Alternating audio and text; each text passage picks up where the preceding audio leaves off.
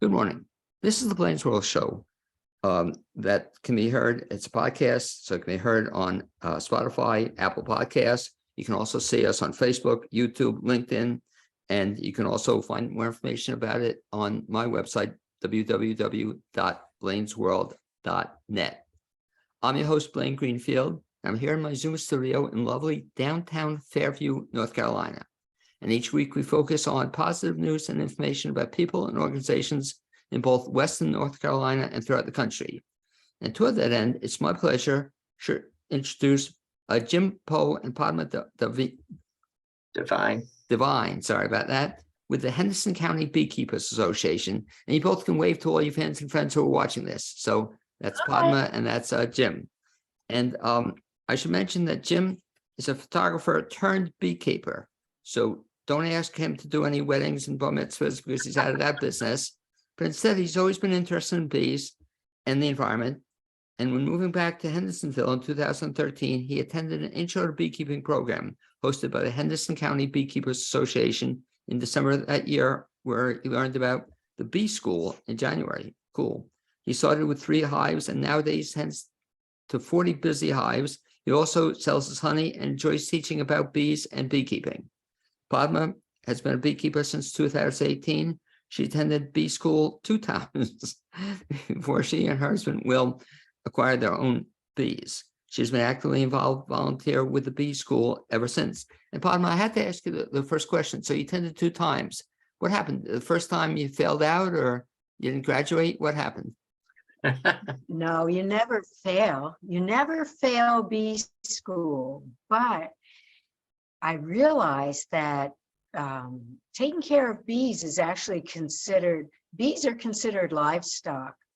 And I didn't want to lose our bees. And it felt like a big, huge project, and the learning curve was kind of high for what we were ready for. So we thought, well, we'll just listen, and then we'll meet other beekeepers and be mentored. And we'll talk about mentoring later. But yeah, so then the second year we were ready and we got bees. Well, it's funny you say that because I agree with the premise. You know, sometimes when I do something the first time, you just kind of hear it.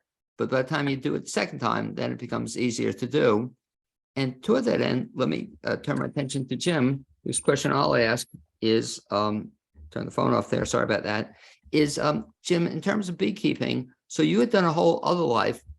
As a kid, were you into bees at all? No, I just want to interrupt myself for just a second and say, I think Padma and I have both continued taking bee school ever since we started. So I started in 2014 and I've gone to every bee school that our association has put on ever since then. So, and every year I learned something new. So back to you though. So the question was, and I'll ask Padma the question as well. So what got you into, so as a kid, you weren't interested in bees per se? Not as a kid, but as I became an adult, and for some reason I just always liked honey in my tea. There was a long time when I just was drinking tea. I'd like have 10 cups of tea a day. And so I, would find a local beekeeper wherever I was living at the time to get honey from. And and a couple of them would share more about beekeeping. And I said, well, that sounds really neat, and my son was terribly afraid of getting stung. So I think maybe that meant I wasn't ready or he wasn't ready. So anyhow, after when I was out in Colorado and I took a little beekeeping like intro course at the library there from the guy that I was getting honey from at the time. I said, I could do this, but I knew I was moving back here. So I figured I'll just wait because I didn't have any clue how I would transport that many hives back, across the country from Colorado to here. So I waited, and then, as you read in the little bio thing, got a couple of little courses there, the little intro, and then the first bee school. And I actually, every bee school, we try to give away a hive. We have like raffles and give away at least 1 hive. And sometimes some years we've even given 2 or 3 away. Depends on how many people buy raffle tickets. And that first year I won a hive. And I was almost like Padma. I was kind of going, well, I'm not quite sure if I want to do this, but you know, when I won one, it was kind of like throwing your hat over the fence. The decision was made. So I bought 2 more and started with 3 and kept on going. And we'll talk about that in just a second about how to start into beekeeping. But Padma, the same question too. What got you into beekeeping? You know, don't know. I just knew that I don't even eat much honey, but I knew I wanted to be a beekeeper. And I took my first beekeeping course in the 90s. But at that time I had 2 kids, and I didn't have time for both. Beekeeping can be a little bit time consuming. And the learning curve, once again, was high. So when I moved to North Carolina, that was it. Could do it. And so how'd you get the key question is, how'd you get Will, your husband, into it? Well, you know, he wants to do, we want to do things together. We're both retired, but actually I'm the one that does it. He's really good at lifting the boxes or helping me lift them. He's really wonderful in making equipment, and he doesn't like getting stung, and that's the worst of it. If he gets stung, he just out of there. But and he made our bear fence. That was wonderful. He helped me expand the apiary. So he's 100% helpful, but he's not into going in the hives and dealing with the bees a lot. And it's funny you mentioned that, Padma, because I wanted to ask that question, if I can, in terms of, I guess my fear would be the same thing too about getting stung. Is that, I guess I'll ask Jim maybe the question, is that an occupational hazard that if you raise bees, you're going to get stung at some point in time? Yes. We in bee school, we do not mince words about that. You know, you're going to get stung, but it's just a bee sting. And after a while, you kind of, I'm not going to say quite get used to it, but you know, my first few stings that I got, if I got stung on the hand, my maybe whole finger or half the hand would swell up and it'd itch for 3 days. And then after a year, when I'd get stung, you know, maybe I'd go like, now what finger did I get stung on? Is there anything you can do to prevent getting stung? You can suit up, so to speak. I mean, we generally, I mean, I wear a jacket with a veil. And a lot of people, and I started out wearing gloves, and we tell everybody when they start out to wear, you know, get gloves because it'll increase your confidence when you're not worried about getting stung. That's one of the biggest fears with starting beekeepers is they worry about getting stung. And so if you wear, and they make beekeeping gloves, which have like a gauntlet that comes up, I've seen them, yeah. You know, and it's lamb's wool or something like that. I don't know. And, but after a while, most beekeepers kind of like back off to a lighter glove or no gloves at all because those gloves are kind of clumsy. But initially, your feeling of safety goes way up, and you know, you stop worrying about getting stung and you start looking at the bees and just going, oh my gosh, these are so amazing. And you pull a frame out and you're supposed to be looking for the queen, and you're just looking at all these bees and going like, well, look at that. Oh my gosh, look at that. I wonder what that, you know. So it just becomes a fascination rather than a fear-based thing. Same thing too with Padma. You mentioned about Will. Yeah, go ahead. So I also wanted to say, as a beekeeper, the first time you pull up a frame, we're not skilled. So over time, you get more skilled and more comfortable. And I get stung so less frequently because I know how to be there with them. So that's a big thing. Practice. That's true. Yeah. Now, the very first time then, Padma, it's kind of interesting what you just said there. So you went to beekeeping school. Was somebody there with you the very first time, or to kind of help you get through that first, you know, first year? No, just Will. Will. My husband, poor guy. But he knew less than you did at that point in time. Is that correct? Well, he wasn't as passionate as I was.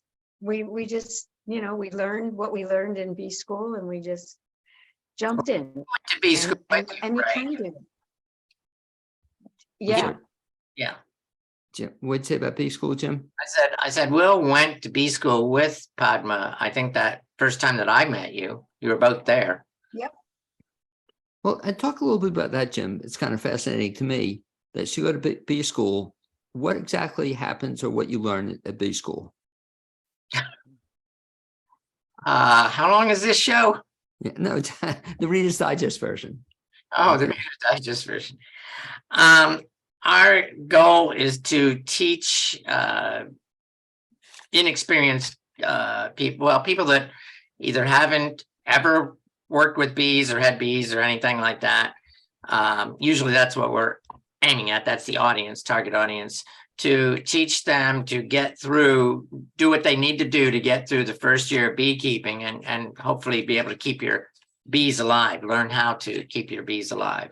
So there's a lot of interventions and things like that that beekeepers have to do, from just looking at, the bees and finding out, what's going on in there at the time. And the more, after a while, you learn what you're looking for.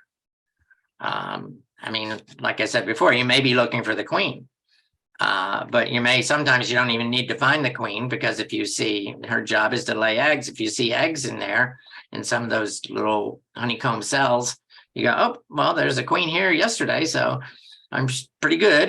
But you want to just assess where the hive is at and how strong they are and whether there's any problems. And then if there are problems, you need to maybe intervene one way or another. And talk about also, you mentioned you started out with the one hive you won, now you're up to 40. Yeah. What's the size of that? Or I won the one hive, and then I said, well, I bought 2 more. Yeah. So how is it? I can understand doing 3 even a lot, but how do you do from 3 to how do you go to 40? That's like 40 times the amount of work. Well, yeah, sort of. First year I went from 3 to, I think over that summer I got up to 12, I'm thinking. So you what's called splitting them, a hive starts building up and getting pretty healthy, and you got a lot of bees in there, and you can basically take the queen out and several frames of baby bees and a bunch of bees and put them in another box, and then in the old box they build a new queen. They'll make a new queen, and so all of a sudden you have 2 hives. So you can do that 2 or 3 times, which is what I did with the first 3 hives I got. And I'm thinking it was either 12 or 7. I think it was 7, and I came out of winter with 5. And that's, we're always going like, so how many did you go into winter with? And then how many did you come out of winter with? So I came, because usually we have some bees die off. We have a couple of people, are either lucky or they work it out so they combine their bees in the fall, so that they may lose a few hives in the fall by combining, but they come out with all those hives in the spring, and then they can split them. And splitting is, like I said, you kind of divide them in 2, and the bees will make, and the one that doesn't have the queen, they'll make another queen. Some people will buy a queen in cases like that. There are just various ways of multiplying the number of hives you have. And so, yeah, I think I started 7, came out with 5. Then the second winter I went in with 12. That's when I went in with 12 and came out with like 8 or 9. And then the next next year I really built up and had like 20 some. And then the following winter, last summer, in the middle of summer last year, I had like a little bit over 60. And now that was starting to get a little unmanageable. So you cut down. Padma, your experience is kind of, I guess, relevant also. And I remember the first time you told me about this new hobby of yours that you were starting up. I was so excited. Then talk a little bit about the fact that your first year was kind of tough, right? I remember I felt so bad for you and Will. Talk a little bit about what happened and then how you decided to just go back at it again.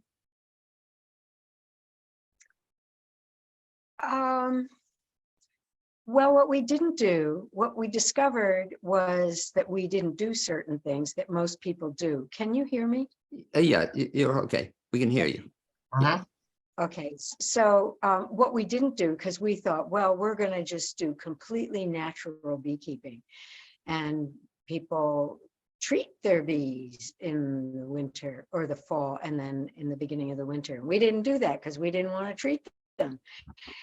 And so we lost all our bees. And we just, the learning curve is a lot. And I went in with certain ideas, and those ideas have now changed to, I've learned a lot from other beekeepers and mentors. And I hope you ask some questions about mentors, because, or I'll just answer one right now. One way of being a really successful beekeeper is finding somebody who's much further along on the path than you are, than I was, and then working with them in their, either in their apiary or having them work with you, so that you can ask questions. Lots of questions come up, and YouTube is helpful, but having somebody to work with, and we have really good mentors in this area. So Yeah, it that's was like helpful. was your main mentor, would you say it was Antoine? I have used, Antoine has been great through the Henderson County Bee Club apiary. I've worked with Carl Chesick with the Right. Asheville Center for Honeybee Research. And then I've also used one of the people who's part of the Buncombe County beekeepers, and he helps our beekeeping association also, Ricky Manning. Oh, right. So Right. Yeah. there are lots of people, and people have called me to sometimes to help out. And I feel so honored and privileged Yeah. to be able to help somebody. So Blaine, Padma and I both got lucky, if you will, and got great mentors, because everybody that she mentioned there, especially Antoine, who is in the club, are great mentors and just have a heart for teaching. And so they give a lot to other beekeepers, so that, to bring them along, that all that thing about going up the ladder, right? How many hands have you stepped on going up the ladder or stepped over people? Well, all these people are like they're pulling people up. So I was going to ask you, and Padma kind of alluded to it, is the fact that to learn this, you can go to school, learn a lot. I guess you can try YouTube, you can learn a lot, but to actually do it is the real key. Right. And I was Right. asking that you have somebody to hold your hand or just be there with you is very nice. And what impressed me about this whole concept, especially with the Henderson County Beekeepers Association, it seems almost like there's a somewhat of an obligation. If somebody helps you, it's not required, but you kind of automatically just help the other people. Right. Is that Yeah. what it's all about? Just sharing. That's our goal, is to get people to think that, some people, they're just looking for a little hobby, or they just, and so they come in and they go out, but a lot of people do get, convicted, shall we say, about, geez, so many people have helped me. I really need to pass this along. How often does the association meet? Padma? How often do we meet, Padma? Oh, so we meet once a month as a bee club, and then the bee school itself meets for the 7 Mondays in January and first week in February. January all the way February. Yeah, 7 weeks in a row. Mhm. Now, are Weather these depending, and then also we have opportunities for people to have hands-on at the Historic Johnson Farm. Johnson Farm. Yeah, right. Thank you. Yeah, So we have an apiary. We have an apiary, the club apiary out there, and the one that Padma mentioned earlier, Antoine, Padma and I both. Antoine, he's the manager of that, and he just does a great job of bringing people in and just like getting them to get their feet wet, or whatever you want to call it, get them involved right away. And here, come on over here and take this frame of bees. And it's a person that's never even considered that before, and he says, here. Okay. If you would both of you talk Blaine, about you could come. Yeah. Yeah. This is going to talk about. I was going to ask you, Padma, how would you describe beekeepers? I mean, is there any? What's the age range of people in your group? Well, our group is a lot of older people because, I'm retired. A lot, if you're retired, it's possible. And then there are some, I guess you'd say, middle-aged people, some working family people, but it's hard. If you're trying to do a job and raise kids, but we're willing to work with anyone. But what I would say about the beekeeping community here and in New York, where I was, beekeepers are really generous people. That's my feeling. People share their information, they share their successes and their failures. That's pretty special when people are willing to share their failures, because we all learn. Right. Ballpark, how many hours would you say a week you put into this? Depends on the season. So in the spring and summer, and it depends on what your style of beekeeping is. So spring and summer, more time. Now I'm not doing anything, hardly. No time. Okay. And Jim, the same question, especially when you get up to 40 and 60 hives. Yeah. What's a typical day or week look like for you? Well, as Padma said, she's retired. I'm retired too. And when I moved back here, I needed something to do. And so when I found beekeeping, I said, this is it. And now I'm generally during the summer, spring and summer, I'm out there almost every day, as long as it's not raining. And sometimes when it is raining, I might go out and have to peek in one or another hive for something. And just trying to keep up.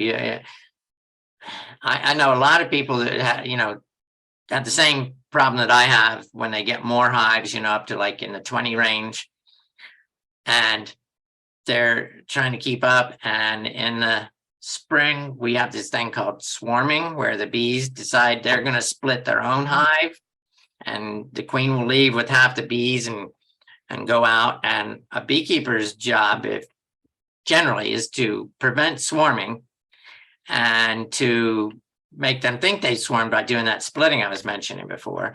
And so I'll start out with great intentions as soon as I can, as soon as the temperature's good enough to go in, and I'll start making the splits.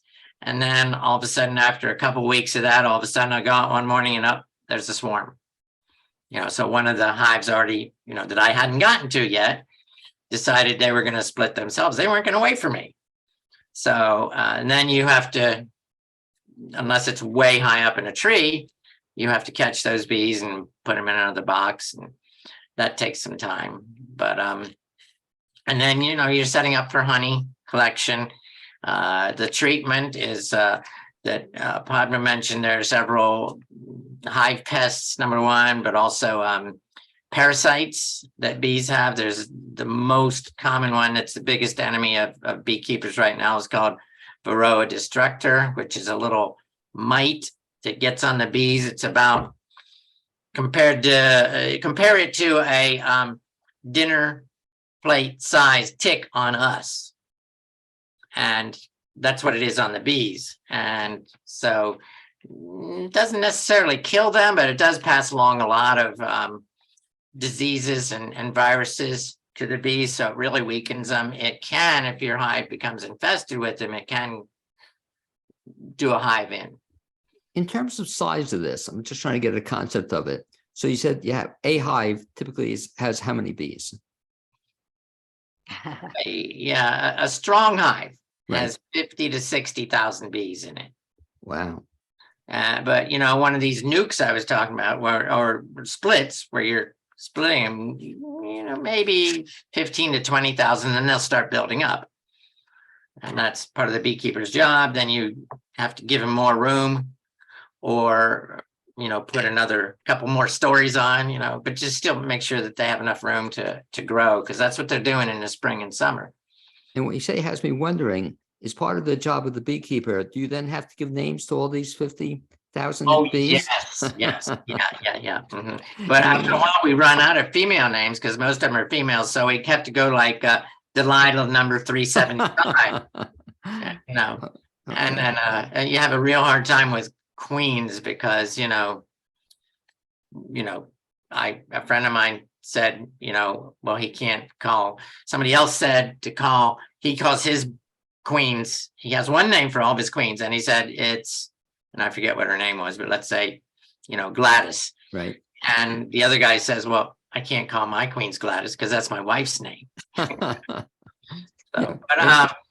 Some people do name their queens. I know a guy that has like very clever names for them, like Beyonce and stuff like that. Padma, you going to say something? Padma? Yeah, so I will tell you though that we can make it easier to find our queens because we decorate them. Every year, the queens are given a certain color. So this last year, the queens were all, oh gosh, were they yellow, Jim? Yes. Mm-hmm. Yeah. And next year, I think they're going to be red. I'm not sure. Yes. But yeah. So we mark the queens. Yeah. They all have a crown. Yeah. Well, explain that though, Padma. So they have the color, that's just nature gives them a different color every year. How does that happen? No, we do. Do you really? We do. Human beings. Yes. The beekeeper. How do you mark them? How do you do that? Well, there are a number of ways, but the key is that you get your queen and you put a little bit of red paint. It's a form of paint on her back, and it stays. And that way, if your queen leaves and and the next queen that you see isn't marked, then you know that you had a swarm. Or like this year, next year in 2023, I'm hoping to go back into my colonies and find that I have all yellow queens. All marked They queen. all made it through the winter. Right. Mhm. Talk also about that in terms of, I'm just trying to get a concept of the size. So in one hive, just to take about one hive, how many queens are there in one hive? Usually one. Just one, right? Usually. Yeah. And so the goal is to just keep it at one, or you don't want to have. Well, yeah, and their goal is generally to keep it at one, but every now and then you'll have a situation where maybe the mother queen, when she's starting to wind down a little bit, the hive will say, oh, she's starting to, she's not doing her job well enough. So we'll have her lay some eggs, which we'll make new queens out of. And so those will be daughter queens. And every now and then, and this is my theory, and other people have said it too, is one of those daughter queens will come out and she'll kind of like say, sometimes the queens will fight and kill each other till there's one left.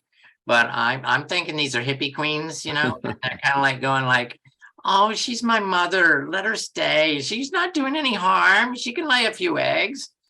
She's cute. Let her stick around.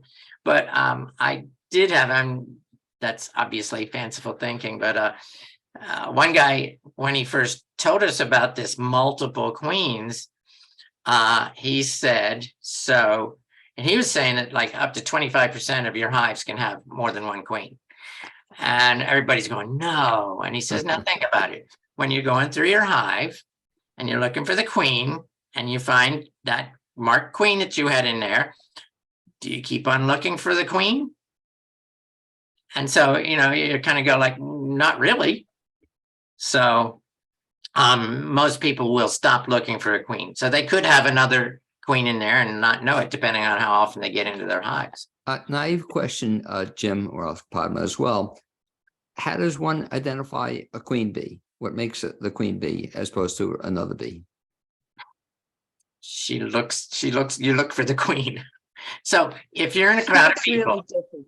Yeah, she does. Number one, she does look different. And, that's part of the learning curve. You kind of like get that image in your head. And when you see a queen bee walking around, you go, oh, there's the queen. But most people, it's part of the learning curve. But I liken it to like if you see a crowd of people there, you know what? Are you married, Blaine? Yes. Okay, so you know what your wife looks like. So if you see a crowd of people, you can usually pick her out like that, right? Usually, right. Usually, yeah, unless she's turning her back or something like that. Or probably no, unless she changes her hair color, that's There you go. Oh, as well. and then you have to always say, "I love it." Yeah. Good advice. Talk a little bit about something else, Padma, and Jim and Padma mentioned it, but I just want to get a concept of this. So one of the great things about having raising bees is you do get honey out of this. And Padma, I want to belatedly thank you, Padma. We're so excited to give us a jar of the honey that her bees, I guess, produced or whatever. Explain that process. Is that the objective when you raise bees? Is that the reason you raise them, or that's a side benefit, being able to get honey? It depends. For me, we like getting honey. We harvest the honey. We leave them with enough honey to make it through the winter, and then we give our honey away. But some people raise bees to make honey and sell it, make a living at it. Yeah. And other people raise bees to sell bees. Some people raise bees to sell queens. There are lots of reasons. And some people are involved in bees because they're worried about pollinators and bees in general. I want to talk about that too, but just go back to the first part, just about the honey. Same question, Jim. So your bees produce honey, and you bottle it and you sell it, or you give it away. What do you do with the honey? I sell it. I mean, I give some away, and I started out, of course, giving some away, but pretty soon I had way too much to give away, so I started selling it. Yeah, so that's one thing. And there's different ways that you can manage your bees that will either produce more honey, or you can not emphasize the honey so much as you emphasize increasing your number of bees. They always have to produce some honey for themselves to live on. But, so she was saying some people raise bees to raise bees and sell them. And also then there's that subsection of that where people are raising bees to raise queens. And then that gets even more intricate and complicated. And it's not like a first-year beekeeper is going to start saying, well, I think I'll raise queens. So, yeah. And talk also, Jim, about the other point, especially for people who don't own bees or raise them, that we always hear it's good for the nature, good for the country, good to have lots of bees. Right. Why is that so? Well, probably 1 out of every 3 bites of food on average most people eat is thanks to a pollinator, and the most common, or the honeybees are the biggest managed pollinators around. In some cases, there are better pollinators for certain crops, but a lot of times bees by sheer number can outcompete some of the other pollinators that are pollinating certain crops. But they're, because they can be managed, and in large quantities, large numbers of bees, like the almonds. Most people have heard about all the honeybees that they take out to pollinate the almond trees, and then blueberries and watermelons and squash. And there's so many different crops that require a pollinator, and oftentimes that's a honeybee.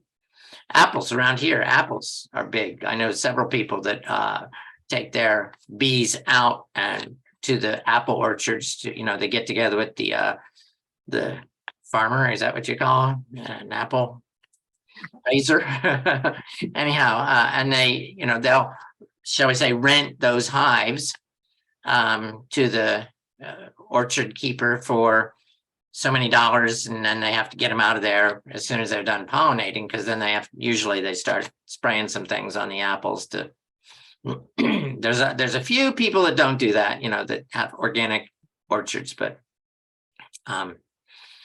Is that hard? Even listening to you, it's kind of interesting from a standpoint. You're saying, well, they lend out the bees, and then I get that, but to get them back would be, that seems to be a difficult thing. Right. It Well, could the whole thing is problematic because you got several hives of bees. You're usually not taking one hive out. right. You're taking anywhere from 4 to who knows how many, and so you have to lock them up, so to speak.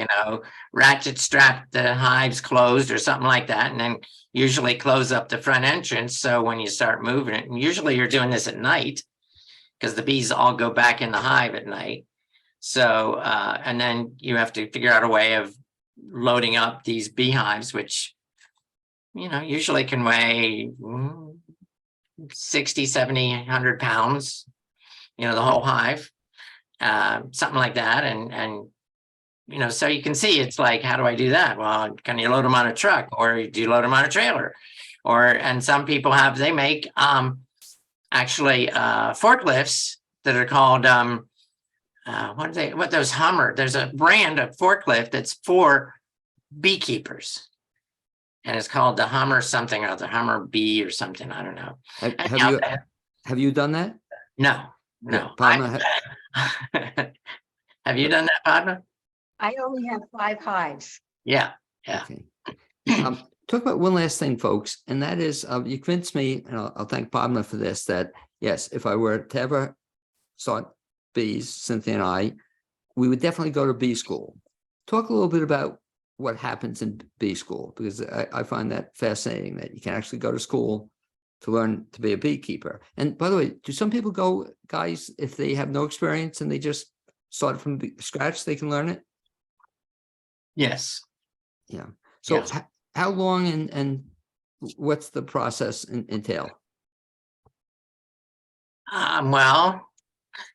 So like I said, our goal is to get people through their first year. So we start out with,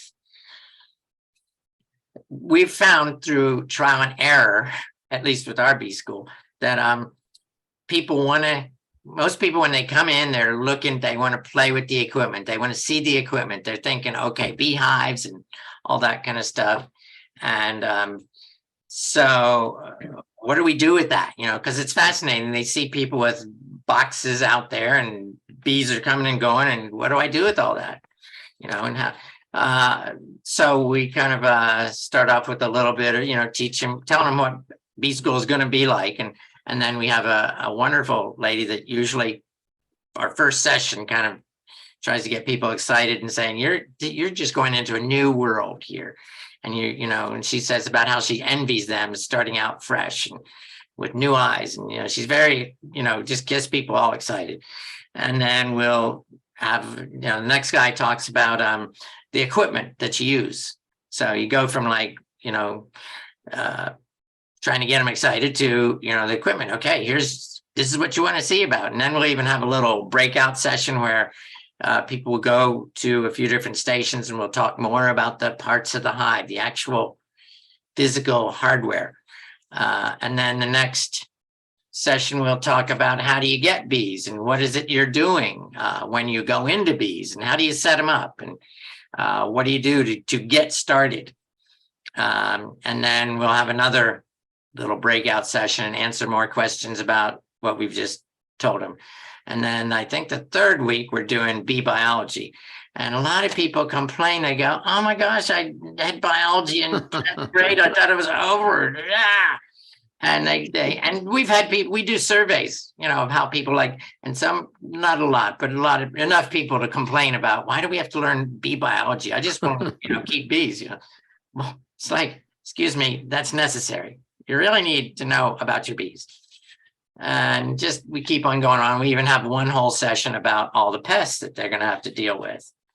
So just, we keep on going on, and just a lot of it is lather, rinse, repeat. We will cover the same thing. The first speaker will talk a little bit about this, and the next speaker will mention that too. And maybe on bee biology time, she'll cover all that stuff, and they'll have already heard a little bit about it. And you're just kind of like putting stuff. Plus, there's a whole new vocabulary to learn. Any speciality has its own language. Listening to you, Jim and Padma, I'm thinking to myself, I wouldn't exactly call this a hobby. It almost sounds like a passion, that it's not something, if you just want to dabble in something, this is not the thing. We're so guilty of that, aren't we, Padma? I'm just listening to you, the passion you have on this. Yeah. Can I ask you maybe a final question in terms of, do you call it a hobby, or what do you call it? I call it more of a passion. Yeah, I would say it. Is this an expensive passion to have? Well, it could be. We one of the things. Go ahead. Padma? I saw in my first year of beekeeping, I saw a magnet, which that store's actually now closed, but I wish I had that magnet, and it says, I used to have money, now I have bees. Yeah. That's a great line. But it just seems that, you're putting, aside from the time you put into this, it's just to buy. And I assume, Padma, is that, I love that you don't have money, have bees, but I assume you'd have to be selling an awful lot of honey to make up for what it's going to cost you. I mean, it doesn't seem like it averages out that you're going to be able to sell enough honey to cover the cost of all this. I think it depends on how big you get. I'm not expecting to get, I'm not making, this for me is a hobby that I'm absolutely passionate about. That's how I would say it. I'm considered a backyard beekeeper. I don't know, Jim, if you're considered a backyard beekeeper with 40 hives. Yeah. Although they are in your backyard. They are, yeah. And it's my brand is Poe's Backyard Bees, and I just like to have them there, as opposed to other people will spread them out in the different yards. But yeah, it's a passion and a hobby. And the honey, the breaking even, some people just hope to be able to break even. Right. And but when you start out, everything is new. It's like any startup enterprise, and I was just talking to a guy that was a beekeeper a while ago, and he finally sold off, or actually gave away all of his equipment, and he gave me some of it, and I picked it up today. But he was like really into, right off the bat, trying to, he had big plans. He was going to have, 30 hives by the end of the first year, and then the next year he was going to have 60, and he was going to be just on, and all these, almost like he was, bipolar in a manic phase, and I'm not saying that he is bipolar. I don't think he is. He's just really excited about that kind of stuff, but it wasn't realistic, because, he was forgetting you really have to learn what you're doing. And he started coming up with, I must have watched too many YouTube videos, different ways that he could do something different with his bees than anybody else is doing, because he learned one little thing. And he said, well, if I fix that, then, and that didn't really happen. And he's not in bees anymore. And I imagine that probably happens more than, you might think. A lot of people come into it, as you said, with great interest, enthusiasm, and then to actually do it is another thing. And I guess there's probably a good amount of attrition in terms of people start and then don't finish. Correct. Yeah. Well, Blaine, also, well, actually, this year we have a handout that we're going to give people so that they can access on our website, which will, really wake them up to just kind of, or chill a little bit about that kind of enthusiasm that takes you way beyond where you can possibly go. And here's another thing too. Sometimes people will start, they'll hang on to their equipment, and then when they're more ready, they can start up again. And you being a very good example, you saying you started many years ago with an interest in it, but then to actually put it into practice, quite a while. Right. And Jim, since Padma mentioned it, if I could just ask you to mention two final things. One, the website Padma mentioned. There's a website you have for your group. Yeah, hcbeekeepers.org. Okay. And if they go there, they'll find out a lot of good stuff. And We have, and especially how to sign up for B School. It costs $75, 15 of which includes a 1-year membership. It's family membership, so you can have your kids and, spouse and all that involved. And then I think $25 or something like that covers the book, a textbook. And then the rest of it is just, pays for B School itself. And so it's not, actually we've had a lot of people say, is that all you charge? I mean, recently, because there's much smaller B schools that are charging like 100, 150, and some private, like some of the B stores will have their own little, B school, and in an effort to make more money, and they're charging even more than that. So anyhow, we're not charging that much, and you can sign up online, and then you'll get a notification about when and where and all that. in ballpark, how many people, Also, yeah, I'm sorry, pardon me, just ballpark, how many people are in the association? How many people are members of the Yeah. association? Right.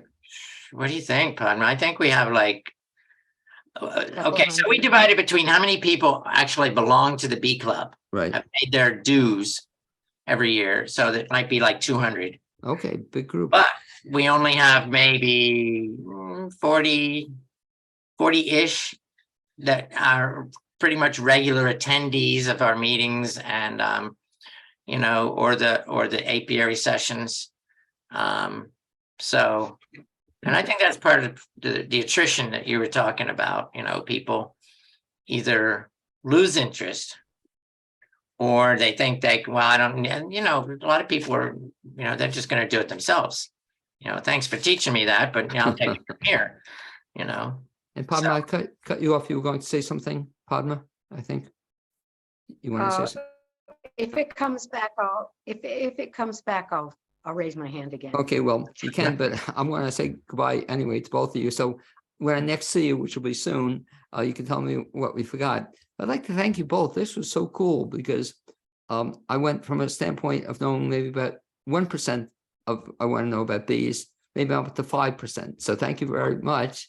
Okay. And We'll have to do this again so we can get you up to 10%. yeah, or Padma to get me to attend bee school, but I think that that might be a while, Padma. We have a lot of people that attend bee school just to find out more about bees and beekeeping. I can imagine fascinating stuff. Anyway, guys, yeah. She remembered.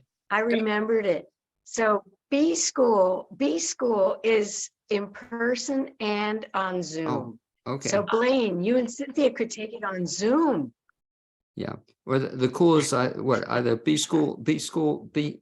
there or be square or whatever, but on Zoom, I'll think about that, Padma. Anyway, thanks, guys. This was so cool. Okay, thank you for the opportunity. Okay, thanks, Jim. Thanks, Padma. I'll speak to you soon. Okay, Yes. be well, Okay. guys. Take care. Okay, Thank you. as Bye-bye. they both work their way out of the studio, or I kick them out, whichever is quicker.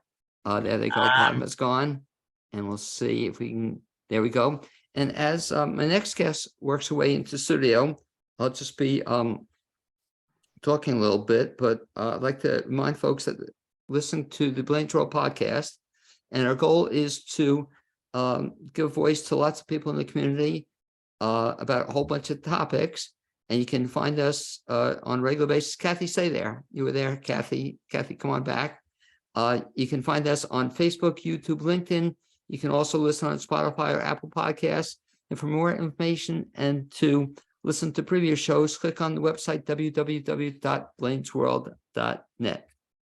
It's my pleasure next to introduce a good friend of mine, former student of mine as well, and she is Kathy Bademan. Kathy, you can wave to all your fans and friends who are watching this. Okay. Hello. Okay, and that's Kathy. And Kathy is kind of this neat person who I met a bunch of years ago. She was a student. That was what, in 1933 or 1934? It was back then? 33, 34, yes. Something like that. And Kathy, I have to tell you, I should mention, first of all, she is a certified laughter yoga leader. And we're not joking about this. This is an actual thing you're going to see. And previously, she had nothing to do with being a laughter guru. She had been a career in corporate marketing. She decided to leave the world to focus on wellness. And and she started a laughter club in Hatboro, Pennsylvania, and also hosts sessions at retreats, local yoga studios. She provides yoga sessions via Zoom with participants around the globe. And she's also, as you'll see, been on national TV. She's become a star now of media. So first, that was the one show, Kathy, and now the Blaine's World show. So you're making your way up. And the question, Kathy, I had to ask you. So when you were, first of all, you grew up where, in Pennsylvania? I grew up in Bucks County, Pennsylvania. Yes. Okay. And so you were a little girl in Bucks County, Pennsylvania, and also a young woman. Did you always know you wanted to be a laughter yoga instructor? No. No. Well, No, I didn't even know what that was.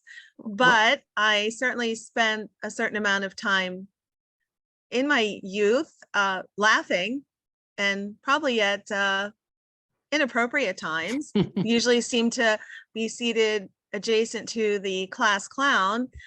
So yes, but yes, I think I laughed a good amount in my developing years, but had no idea about laughter yoga. well, let me ask you too. I wondered about even the term, and we'll define it in just a little bit. But laughter yoga. So before you got into laughter yoga, had you been into regular yoga? Yes. So as part of my kind of recovery and healing from being a 2 rounds of breast cancer in the mid 2000s, or 2006 was my first diagnosis. So as part of that, I was introduced to yoga by my very dear friend, and I started taking classes at the Abington Art Center, and Esther Goldberg was my instructor. In fact, I was at Kripalu at a yoga retreat a couple of days before my second surgery, and it was amazing. So that practice really changed my life and my perspective on things. And so the laughter yoga that I found out actually through you, Blaine, seemed like a perfect kind of marriage between the two. You mentioned that, but remind me how you found about through me. So I think, well, go ahead. Yeah. So, so I think I was looking at one of the Blaine's World newsletters or a post that you made on Facebook, and it was, you had a clip of a laughter yoga session Right. that you were participating in at your community center there at in Biltmore Estates. And I saw it and I was like, what is that? That looks amazing. And I think I reached out to you to find out who, kind of who did that for you. And I kind of didn't really go anywhere after that. But then my dad, who lives in Newtown, my dad, Jack, right. He contacted me and said, you will never guess what I just did today. I did laughter yoga at my place at Pickering Manor. And I said, oh my gosh. So I got connected to our local Philadelphia laughter yoga person, Alexa. And that's how I got started. Because I think too, you mentioned Kripalu. I'm trying to think if we learned it there or what's the other facility? Like Kripalu, it's near upstate Kripalu, and there's another place like that. Anyway, so we actually went for a weekend, and we learned the laughter yoga. We were certified. I haven't done much with it, but we got certified. I was so impressed. And theoretically, I'll leave the teaching up to you and the explaining to you. But describe then, so you heard about it. You heard it through me. You heard about it through your dad. And then you took a course in it, or how'd you learn laughter yoga? Right. So I found out about becoming a certified laughter yoga leader. I found out through Alexa, who is based in media, and she's really pretty high level person in the laughter yoga world. She is a master teacher as assigned by the person who started laughter yoga, Dr. Kataria from India. She actually studied with Dr. Kataria. So anyway, I contacted her about getting the training, and she didn't have something available at that time. So then she connected me with someone else in New Jersey. And so I went and did the laughter yoga training. It was a weekend over near Princeton, New Jersey, with two leaders, Karen and Beverly. And so I went into it without ever having taken like a laughter yoga session. I just like, sign me up for the, like, I just dove right into it. And we should mention to anybody watching or listening that this is a real thing. You know, it's not something we're making this up. Laughter yoga. So I want to put you on the spot, if I can, Kathy, Sure. In 3.5 hours or less. What is laughter yoga? But give us the short version. What is it? Sure. So laughter yoga is an exercise form, and it's where we generate intentional laughter using exercises that helps bring out our, inner child, our childlike playfulness. And the goal is for us to not rely on jokes or comedy to generate the laughter, so that we are laughing with intention. We're not leaving it to chance. Because typically if you laugh, you might laugh for a couple of seconds. Right. And in laughter yoga, there's the laughter part. The yoga part is the breathing. We're doing the pranayama breathing that you do that's associated with yoga. So we're looking to breathe in on the inhale and then exhale much longer. And we're looking to push the dead air out of our lungs and then allow more good oxygen to enter our bodies. Now, is this And so something- that's where the yoga, that's really where the yoga is. We're not doing yoga poses. We say that you do not need to be flexible or funny to do laughter yoga. Well, talk about that in a second, but let me ask you personally, like, do you practice laughter yoga every day? I do. Yeah. Yes. For how long? A couple of minutes. Yeah. Do you do it by yourself or with other people? I pretty much do it by myself on a daily basis, but I look for opportunities to do it with other people. I have people that I'm networked with that, will maybe especially during COVID, we would jump on a Zoom call and, do some laughter together. No. And also if I'm looking for just to really kind of get inspired, you can just Google laughter yoga and you can just bring up people who are recordings of people who are doing some exercises. And I challenge you to not laugh while you're looking at those. It just immediately, for me, like triggers laughter. Well, now here's the key in terms of inspiring people or being inspired. Have Mhm. you gotten your husband into laughter yoga? Actually, yes. So when I was doing my laughter yoga club in Hatboro, so part of laughter yoga's, part of what we are asked to do by the founder, Dr. Kataria, is to start a laughter yoga club.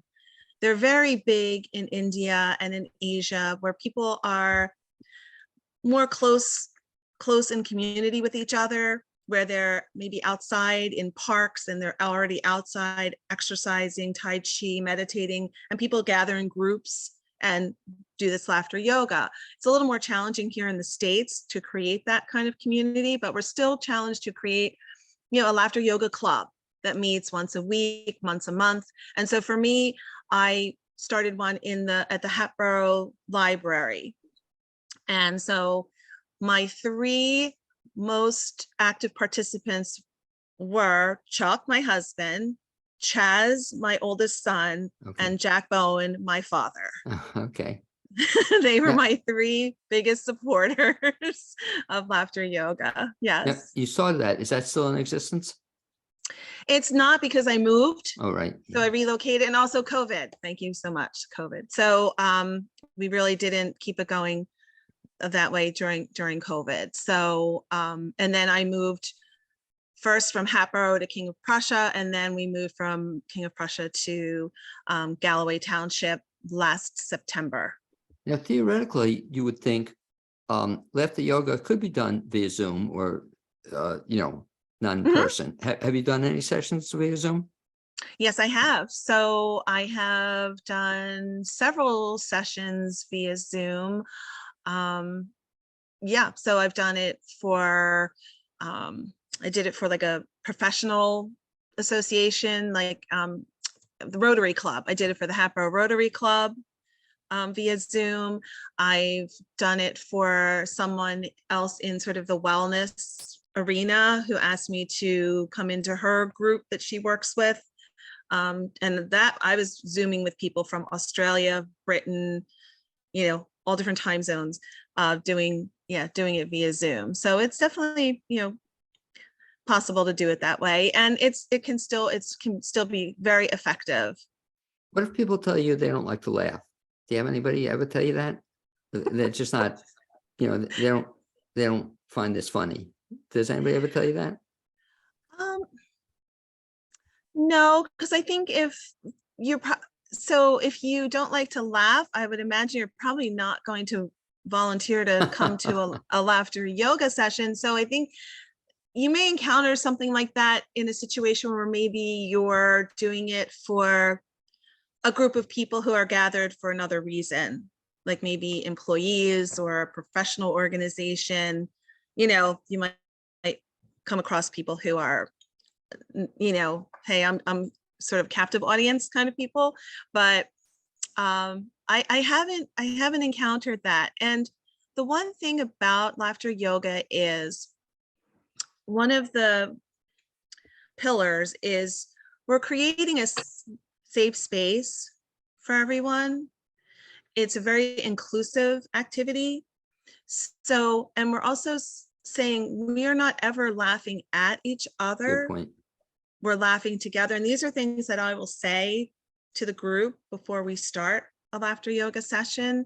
So, so it's like any other thing. You can come and sit in a chair and not do anything. It's kind of like you can still be practicing yoga if all you ever do is come into the class and lay on your mat and breathe, right? You don't have to do the poses.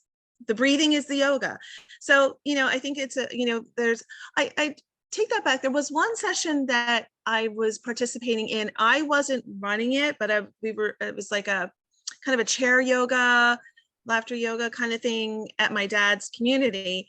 And, you know, there was someone there who was kind of, you know, and it was an older person and, you know, was a little kind of, you know, withdrawn, not, you know, not really open in the beginning. And you find eventually they do kind of come, you know, find a way to come into it, get sort of caught up in it. So I think it's hard to resist.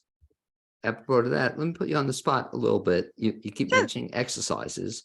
So Yes. if come to see Kathy Bowen in a session, and I get to Kathy Bademan, I get to learn about laughter yoga, you're actually going to kind of get me doing it right away, right? It's not something you have to spend, you don't need weeks to learn it.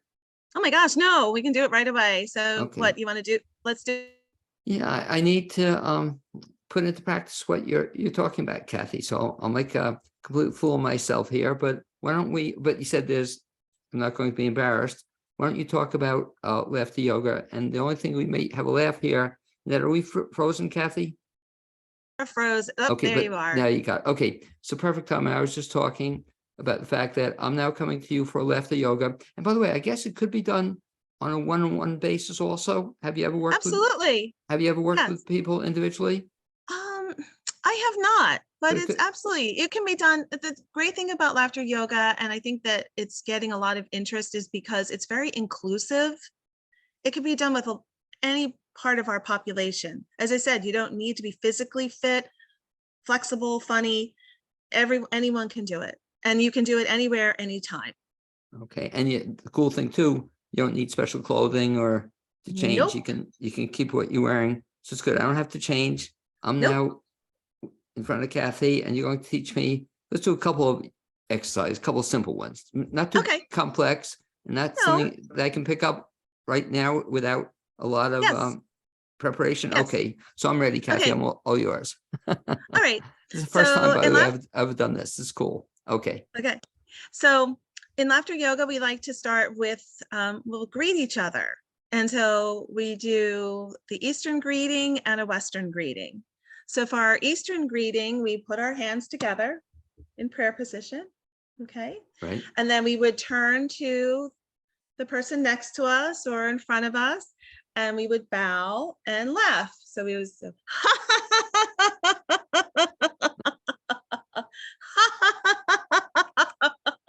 Can I do this with you? absolutely I can do do. this? Join Okay. me, greet me. I'm greeting you, Blaine.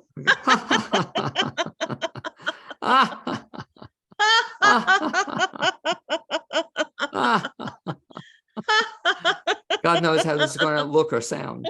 By the way, Sounds awesome. how long do you do this for? You just we can finish that one up, and then let's do the traditional Western greeting where we would so let's make pretend we are shaking hands. Right. So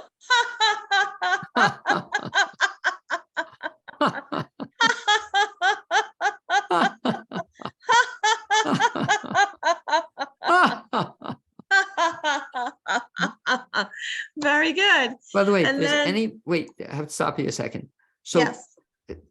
as compliment to you, they're already just doing this, putting a smile on my face. It's just like, and even I guess it helps too. If you're not smiling, it kind of, not you have to, but it kind of almost forces you to want to smile or have to smile. You almost have to do it. Is that correct? It's hard, I guess it's hard to laugh and not smile. Would that be a truism? Yes, I hadn't even thought of that it would be a possibility. Say somebody, you will not smile, Kathy, you will not laugh. You want to go, remember, I digress. There used to be a great TV show when we were kids, and then they came back, Make Me Laugh. Did you ever see that show? No. Do me a favor, No. jot down, to Okay. look it up. And it was a guy, I think it was Bobby V, he was an entertainer. And he would get people, you would have loved it, Kathy, and I'm sure it's on YouTube. He would get people and somebody else would be opposite him or her and try to make them laugh. And they win the contest and the money if they didn't laugh, so just, we'll have to dig that up for you, but this is exactly what we're talking about. Force Right. people, you're going to laugh and to try not to laugh is very, very hard, I guess. Yeah. So the greeting, I got it. Greet people, start laughing at them. And again, you're not laughing. The cool thing, what you did, so you're not laughing at them. You're not laughing at the name or anything or how they look. Just start laughing. Exactly. So, great way to begin a meeting. Go ahead from there. Give me another one or two. Sure. The other thing that is really important to get the laughter yoga, to get the laughter going, and that was another part of the greeting that's important, is as we're doing it, we're making eye contact with each other. Because as we make eye contact with each other while we're laughing, it really helps the laughter become real versus, okay, you might start laughing, ha, ha, ha, like you're not really Right. feeling it. Like you can do that. It's encouraged. Do it. You can just be like, ho, ho, ho, ho, ho, ho, in the beginning. But once you start engaging and interacting with the other people in the group, then the laughter becomes more real. So we do encourage eye contact. Well, so one of the I other said- things that we but- do, But Go ahead. by the way, just on that, isn't that a great bit of advice, Kathy, for anybody? Just Mhm. forgetting laughter yoga, just want to communicate with people. Can you Yes. imagine actually have eye contact and they just smile Yes. at them and Mhm. hopefully they're going to smile back at you. But I'm sorry, I cut you off. One of the other things you started saying. so the other thing that we do with laughter yoga too is, it certainly has a lot of great health benefits, and also with people wanting to make their, keep their brains active and, utilizing, both sides of our brain. So we also develop laughter yoga exercises that help us with that.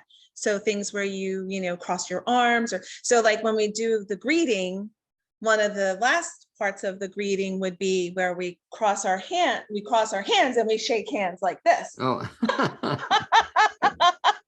but even as you say it, it's funny, But you're using your active, and then there's another exercise we can do. I'll show you another example of how Please. we incorporate that. Okay, so this one we're going to, and a certain amount of this is make pretend. It is like improv. So make pretend. So you want to put your arms like this in front of your face. Yeah. You got to cover your face, I know. Okay, so you're basically pretending you're a clamshell. This is Right. clamshell laughter. So when you open your clamshell, you laugh. Open your clamshell. And then close it. And then close it. And then open it again. And then Got- close it. God knows how this is going to look. Let me ask you this, Kathy. How many, that's really cool. How many different types of laughter are there? Different types of I laughter. mean, you said like clamshell and this and that. Oh, exercise. I mean, Yeah, exercise um, maybe. infinite. Yeah. Infinite number, because keep- they're created. They're things that you can come up with from your own imagination. There's certain, so what we do is we'll do laughter exercises, which are very vigorous laughing, and laughter yoga is actually a cardio exercise. It can be equivalent to like 30 minutes of laughter yoga can be equivalent to like 15 minutes of cardio. So it's like working you, and you're jiggling all your insides, and working. It's all good stuff. But the other, shoot, I lost my train of thought. You're talking about different kinds of exercise. I was asking. Yeah, and oh man.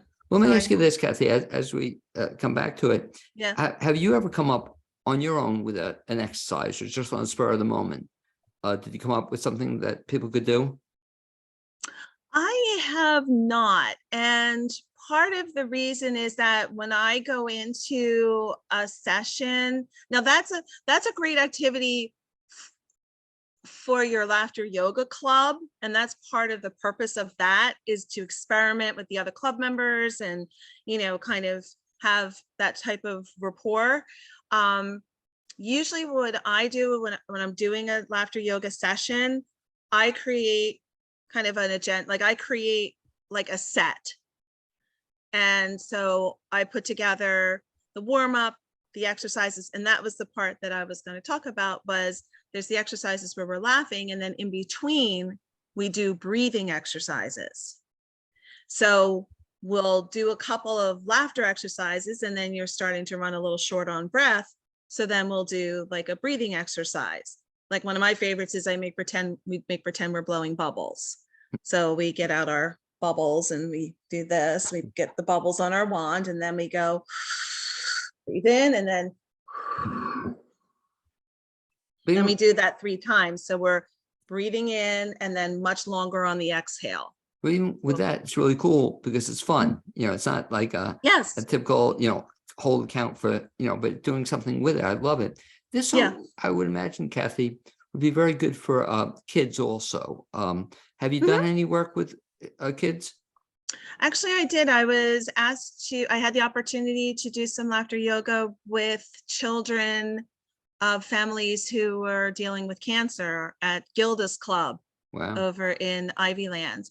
And I've also been at my friend Jody's laughter yoga in Doylestown, and she had some people whose parents brought children with them to do laughter yoga. Yeah.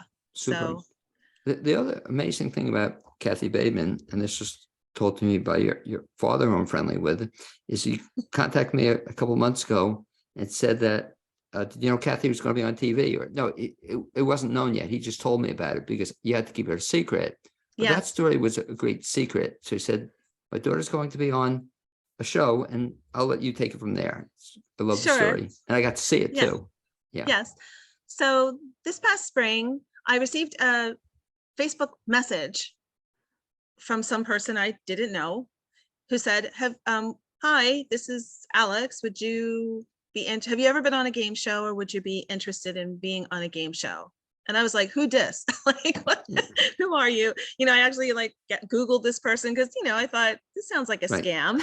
So I, and it only costs you $500 to be on it. Yeah, go ahead. Exactly. Yeah. Send me a check to, So anyway, it turns out that the producers from Jay Leno's game show, You Bet Your Life, which is a reboot of the one that Groucho Marx did back in the 50s or 60s, somehow found me, I guess, through my laughter yoga, because I said to her, how did I come to the producer's attention. And she said, she's like, something about laughter yoga. So I'm like, okay. So they must have found me on the internet through my website or some of my videos or whatever. And so, so I filled out the application and I said, okay, sure, I'll give it a whirl. And then I auditioned via Zoom. So if you say you can do it via Zoom, you can audition for a game show doing laughter yoga via Zoom. And so I made it through all the hurdles. And then the producers reached out to me and said, we'd like you to come out and, film the show. And so they flew me out to LA. It was a quick, 2 nights, very quick in and out. But yes, I got to be a contestant on the You Bet Your Life game show. And I got to meet Jay Leno, do some laughter yoga with him in front of, all of America, whoever tunes in to watch the show. And it was awesome. I had a great time. I loved it. Oh, you were so good on it too. How, Thank you.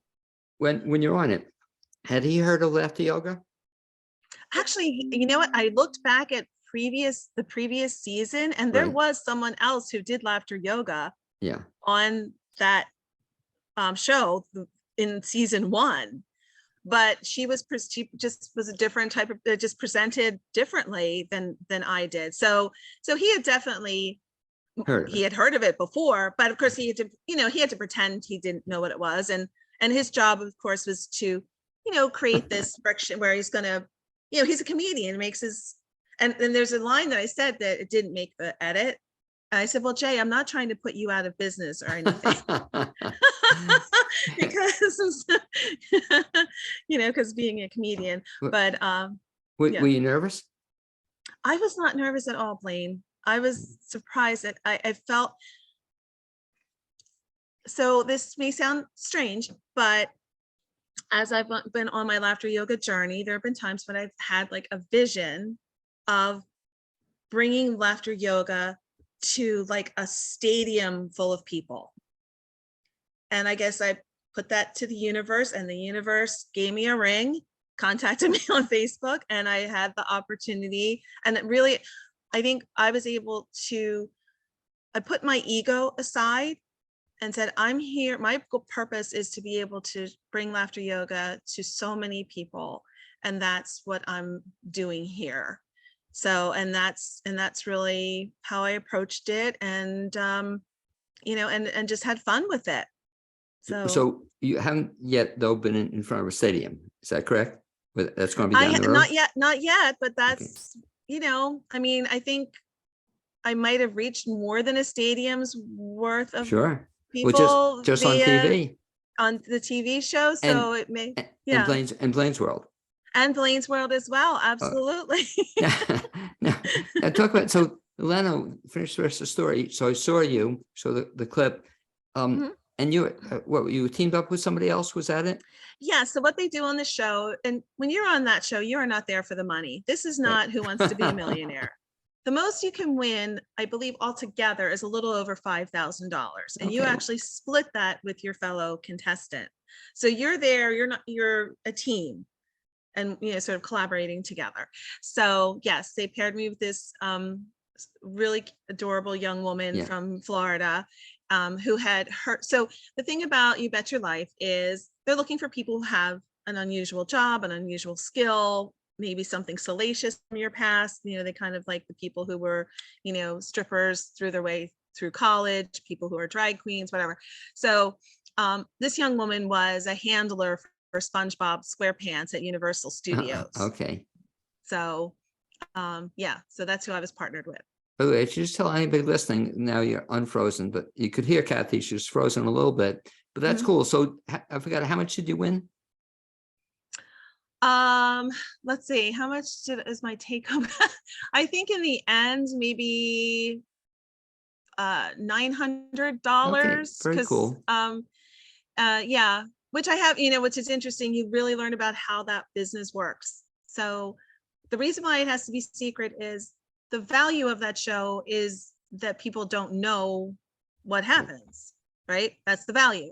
So if anyone finds out about that before it airs, then they are not going to air that episode. If it doesn't air, they don't get paid, And if it doesn't air, I don't get paid. So, no prize money if your show doesn't air. And So it's- to your dad's credit, all he would do was tell me you were on a TV show, and that's all he said. And Yes. it wasn't sworn to secrecy. He didn't tell me anything, but he said he'd let Mhm. me know when you were on. So he got such a Yes. kick out of seeing you on. Yes. Kathy Bademan, if folks want to do one of two things. One, if they want to learn about laughter yoga, first of all, what's the best first thing to do? Well, you can just go on to my website, which is laughterwithkathy.com. And there's, a section there about laughter yoga. And then there's also, and you can find out about me and my journey and things that I'm doing. And then you can also go to laughter.com and and that's where you would find the website for Laughter World, World Laughter Yoga. Okay. Well, I'd like to thank you, Kathy, for being my guest the second half hour on the Blaine's World podcast. I also like to thank my guest the first half hour, Jim and Padma, and my producer, Cappy Tissetti. I look forward to having you join me each week on Facebook, YouTube, LinkedIn, Spotify, Apple Podcasts, you name it, you'll find us. And Kathy, as always, a pleasure. Good seeing you. Stay with me. Same. Right after we stop taping, we can wrap up. Thanks, Kathy. Okay, Best to Chuck. thank Okay, you. let me stop this.